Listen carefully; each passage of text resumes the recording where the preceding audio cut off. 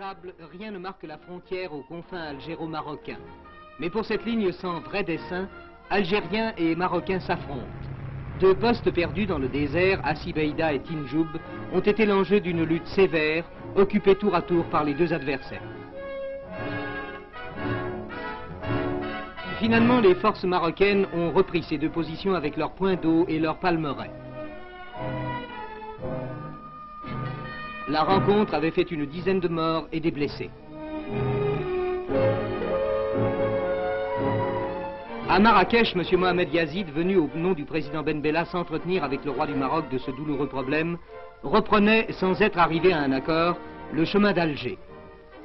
D'Alger, où devant une foule survoltée réunie sur le forum, le président Ben Bella appelait aux armes le peuple algérien et décrétait la mobilisation de tous les anciens djounoud.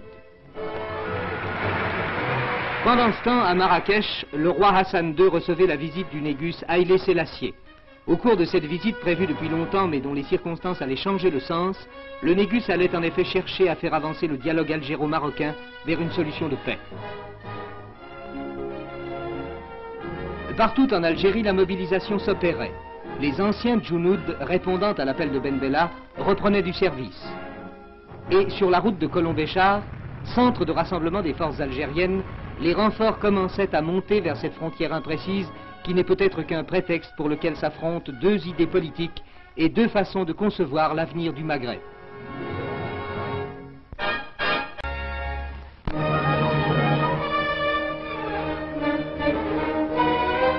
Assibeïda reste le point névralgique du conflit algéro-marocain. Le point d'eau et la minuscule palmeraie sont occupés par l'armée royale marocaine qui, sous le commandement du général Driss, affirme avoir nettoyé la région des éléments algériens. Les Marocains ont fait prisonnier 4 officiers égyptiens. Intervention égyptienne, dit Rabat, simple mission d'assistance technique, répond Alger. Mais à la suite de tels incidents, le ton a monté au Maroc. Dans les rues de la Médina de Marrakech, une foule a manifesté contre Ben Bella à l'heure où le roi Hassan déclarait « Le Maroc n'est pas l'agresseur, il est certain de son bon droit ». Ces paroles ont naturellement trouvé un écho dans la population qui a fait de Marrakech à Mogador un triomphe à son souverain. En écho et dans tous les...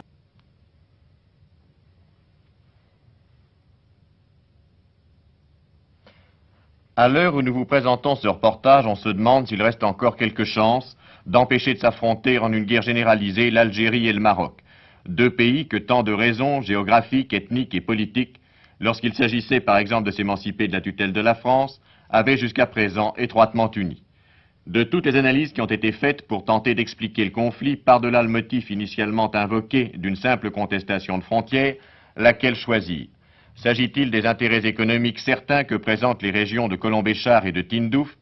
S'agit-il essentiellement d'une lutte politique entre deux régimes aussi différents que ceux de l'Algérie et du Maroc, l'un socialiste, l'autre monarchique?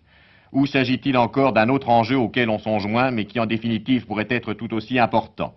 Dans le passé, en effet, le Grand Sud, malgré son immense pauvreté, a été l'une des zones stratégiques les plus importantes de l'Afrique du Nord.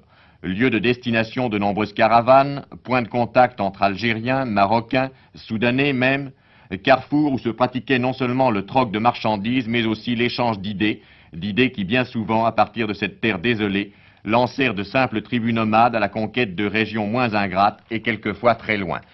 Mais nous ne retrouverons pas apparemment de telles considérations dans l'esprit de ce lieutenant algérien interrogé par Michel Honorin sur une position située à 15 km d'Assibeïda, c'est-à-dire en pleine zone de feu. Est-ce que les combats sont violents? Oui, dans un sens, un combat sans pitié, comme tous les combats qu'on a vécus. Et quelles sont vos difficultés ici, car vous êtes quand même très loin d'un centre pour le ravitaillement en munitions ou pour le ravitaillement? On a l'habitude pour ça, on a l'habitude, on a déjà assez souffert dans ces déserts avant la libération de notre pays. On le connaît parfaitement. Qu'est-ce que vous pensez de cette guerre contre le Maroc? De ma foi, cette guerre, c'est-à-dire, on voulait bien se reposer, c'est-à-dire, c'est une mi-temps qu'on a fait, c'est-à-dire, on a fait la guerre pour libérer notre terrain, puis on s'est arrêté, on a dit on voulait s'organiser et avoir pas mal de c'est-à-dire orienter notre armée. Mais les Marocains nous ont provoqué, c'est une provocation de leur part, c'est tout ce que je dis. Mais quand même, les Marocains, le Maroc est un peuple arabe comme vous. Alors qu'est-ce que vous ressentez à lutter contre les Marocains? Le peuple marocain, on n'a rien contre le peuple marocain, mais c'est surtout ces gouvernants qui ont une autre formation, qu'elle n'est pas la nôtre. Nous, Algériens, qu'on veut ouvrir toutes les frontières et faire un Maghreb arabe, ils ne se limitent pas à Tindouf ou à... On veut l'ouvrir une fois pour toutes, c'est notre idée, quoi. Il aurait dû passer par d'autres... il aurait dû passer par un dialogue, comme notre gouvernement l'a bien précis dans tous les discours qu'il a fait Ben Bella. Je pense qu'il pouvait, il y avait le seul moyen, c'est de discuter, de parler. Et nous retrouvons le désert dans lequel évoluent péniblement des hommes tassés et secoués dans des camions qui font peut-être partie de ceux offerts par le Maroc, comme certaines pièces d'artillerie et chars AMX, cadeaux également du voisin chérifien à l'heure de l'amitié, qui sont maintenant retournés contre lui. Mais la mécanique est une chose à côté de laquelle on n'oublie pas le prix que vaut dans le désert l'antique et traditionnelle monture saharienne adaptée aux besoins du moment.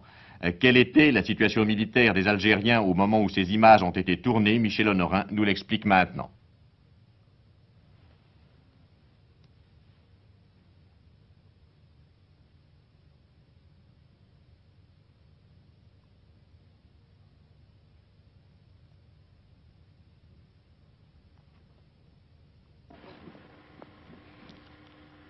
Le front, c'est ici, nous y sommes, et le Maroc, c'est derrière, paradoxalement. Mais pourquoi le Maroc est-il derrière nous et que les Algériens sont tournés vers leur pays? C'est que les Marocains tentent un mouvement de tenaille vers la gauche, donc vers le nord, et que les Algériens résistent à la poussée marocaine. Les Marocains sont très nombreux, ils sont un peu partout, en face, derrière, et les soldats algériens sont répartis tout au long de cette vallée, gardant les points d'eau, de façon à faire des combats très difficiles pour les Marocains. Voilà la situation sur la frontière. Je vous répète que nous y sommes. Le Maroc est très près et les Algériens, l'armée nationale algérienne, résiste pour l'instant à une tentative de poussée marocaine vers l'intérieur du territoire algérien.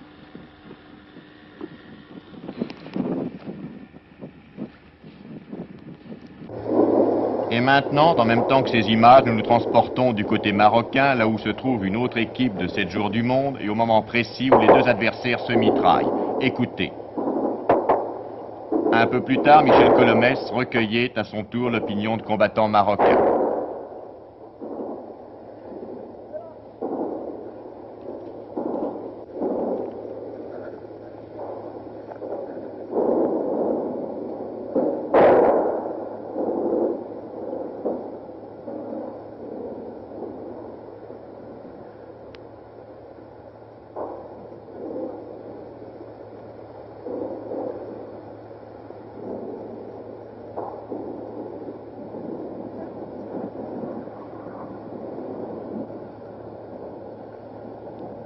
Comment elle se passe, cette guerre?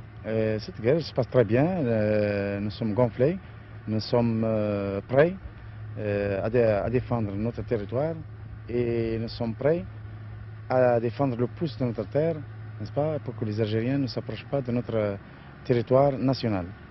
Vous avez eu beaucoup de pertes? Non, pas du tout.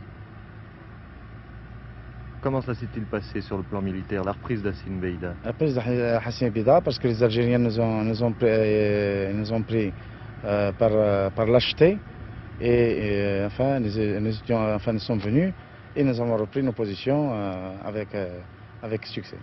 Les troupes ont bon moral? Très bon moral, très gonflé. À Tagounit, le PC avancé de l'armée marocaine, à une quarantaine de kilomètres au nord d'Hassin Beida, les troupes marocaines viennent au repos et se préparent à d'autres opérations. Michel Colomès y a rencontré un colonel marocain qu'il va questionner à son tour.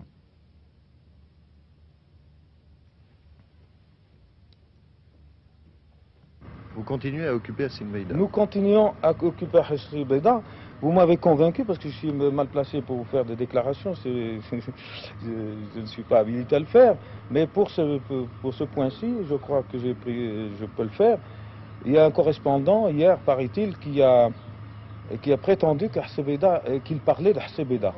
Alors vous-même qui avez été sur place, vous avez pu constater qu'Hsebeda est toujours entre nos mains. Entre les mains des Marocains. Pour une mise au point, on pourrait très bien amener un correspondant venant de France dans un coin rocailleux avec quelques palmiers, quelques soldats autour et prétendre que c'est Hsebeda. Rien ne le prouve. Quant à vous, je pense que vous savez où c'est Hsebeda, vous l'avez montré sur la carte, donc il n'y a pas d'erreur sur le point. Et vous avez bien été, c'est moi qui vous interviewe cette fois-ci, vous avez été bien à Hsebeda. Certainement, mon colonel. Oui. Mais dites-moi, il y a une chose tout de même qui frappe. Se battre pour un coin de désert, ça paraît pas un peu inutile? C'est une question qui me dépasse. Voilà, nous sommes à Figuig. Figuig où, cette fois-ci, le cessez-le-feu est effectif. La première nuit de calme, nous l'avons passée cette nuit dernière. En face de nous, de l'autre côté, des crêtes, à 2 km à peu près, on peut même les apercevoir à la jumelle, les Algériens. Ici, un poste qui était jusqu'à présent un poste de tir avec une mitrailleuse 12-7 et qui est maintenant un poste d'observation. On attend, on s'observe à la jumelle, mais pour le moment, on ne tire plus. Ça a été dur les combats, monsieur? Oui, ça a été dur? Oui. Ça a duré combien de temps? Le pécan ici, c'est 4 jours. 4 jours? Oui. Vous avez eu beaucoup de camarades blessés ou tués? Oui, il y en a beaucoup. Beaucoup? Oui. Qu'est-ce que vous en pensez de cette guerre qui maintenant semble être finie? On a fait une guerre entre les camarades, entre les frères. C'est eux qui veulent rentrer dans notre terre et dans notre pays.